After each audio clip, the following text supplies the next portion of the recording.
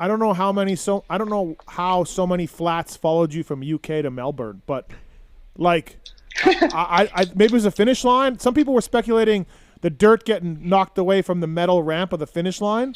I don't see that, but that's what some people were saying, and other people had some nails. But dude, you're like a ton of flats from everybody. Yeah.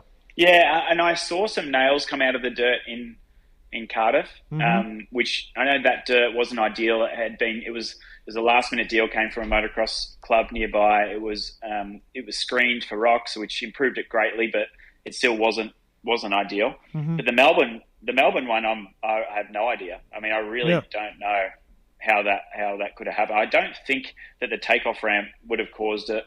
No, I wouldn't have thought so. I don't think so either. So I really don't know. The jury's out on that one. I've got no idea. Or maybe we did some booby trapping just to make it interesting for the cameras. Maybe that was what happened with Kenny. Yeah, exactly. When something like the Friese thing happens, and we all kind of know what happened. Brayton was on this show talking about it, right? Yeah. You're the promoter. You're not the sanctioning body, the rule maker per se.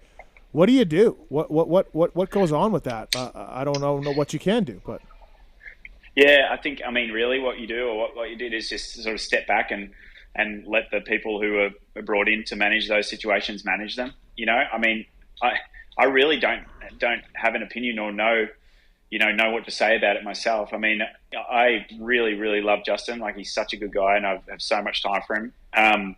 So, I trust and believe in what he says because he's not a bullshitter by any stretch, never has been. But then I thought Vince was a great guy. I really, I thought he carried himself really well. He was helpful. He was polite and kind. And I really liked, him as a person. I thought he was a really good guy. So I was kind of like baffled to think that could have been intentional, but at the same time, JB doesn't make things like that up either, right? So, no.